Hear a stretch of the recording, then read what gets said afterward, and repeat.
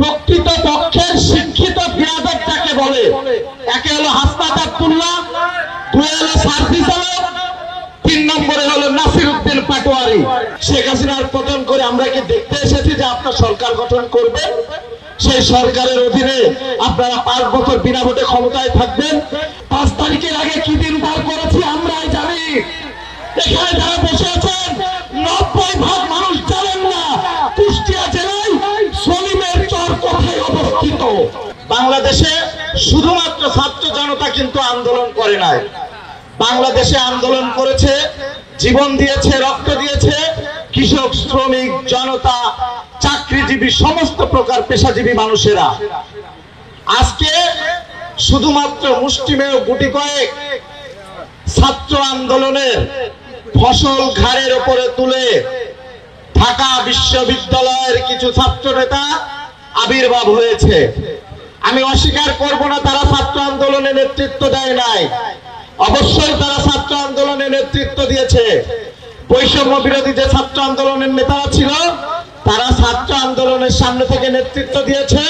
ছাত্র আন্দোলনের নেতৃত্বের পেছনে বাংলাদেশের সকল প্রকার পেশাজীবীর মানুষ উপস্থিত থেকেছে।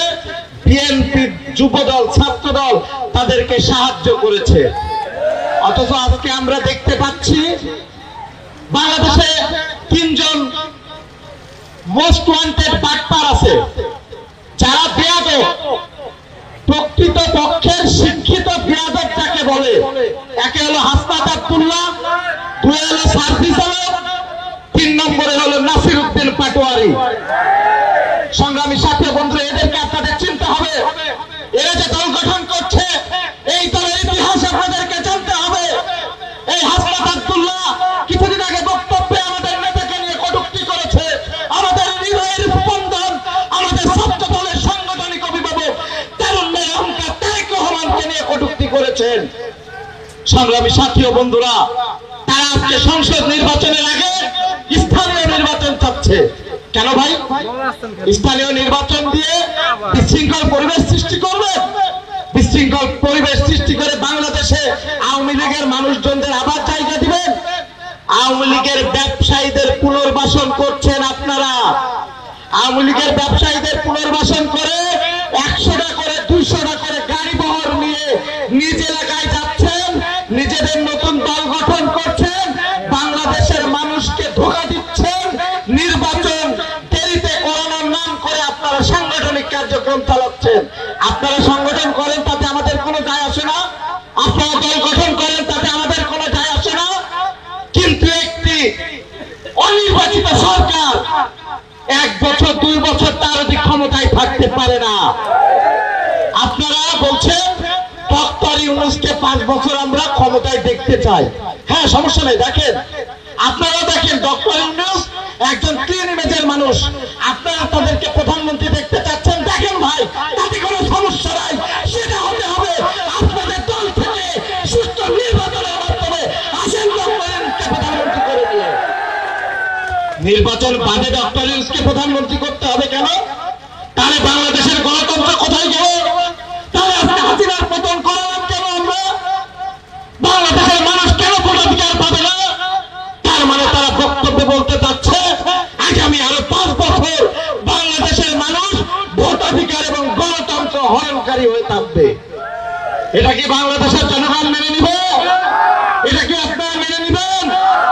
তাহলে আমি বলতে চাই, অনতি বিলম্বে ডক্টর ইউনূস সরকারকে বলতে চাই, এই সকল বাটপার, চিটার, বেয়াদব ছেলের কোথায় না ভুলে অনতি বিলম্বে আপনাদের অধীনে সুষ্ঠু নিরপেক্ষ নির্বাচন দিয়ে বাংলাদেশের জনগণকে আপনারা দয়া করে ভোটাধিকার ফিরিয়ে দিয়ে, যে ভোটাধিকারের জন্য বিগত 16টি বছর আমরা মামলা খেয়েছি, যে গণতন্ত্র উদ্ধার করতে যে আমাদের ছাত্র দলের 139 জন ছাত্র দলের পোস্টেড নেতা জীবন দিয়েছে, যাদের রক্তের দাগ এখনো শুকায়নি। সারা বাংলাদেশে, ঢাকা সহ সারা বাংলাদেশে আমাদের ছাত্র দলের নেতা কর্মীরা জীবন দিয়েছে, মামলা খেয়েছে। আমাদের এক একটা ছাত্র দলের নেতার নামে 30টা মামলা, 40টা মামলা, অথচ অনেক ছাত্র দলের নেতার 40 বছর বয়সই পড়ে নাই। আমার 40 বছর বয়স পড়ে নাই, আমার নামে মামলা 30-এর উপরে। এত নির্যাতন নিপীড়ন সহ্য করে এই আন্দোলন করে মানুষকে সমবেত করে রাজপথে নামিয়ে শেখ হাসিনার পতন করে আমরা কি দেখতে এসেছি যে আপনার সরকার গঠন করবে? সেই সরকারের অধীনে আপনারা 5 বছর বিনা ভোটে ক্ষমতায় থাকবেন। বাংলাদেশের জনগণ 69-এ গণঅভ্যুত্থান করেছে, বাংলাদেশের জনগণ 71-এর মুক্তিযুদ্ধ করেছে, বাংলাদেশের জনগণ 2024 সালে শেখ হাসিনাকে ঝেঁটিয়ে বিদায় করেছে। আপনারা যদি ওই পথ অবলম্বন করেন, আপনারা যদি শেখ হাসিনার মতো স্বৈরাচারীর রূপে যান, আপনাদের পিঠের চামড়া থাকবে না।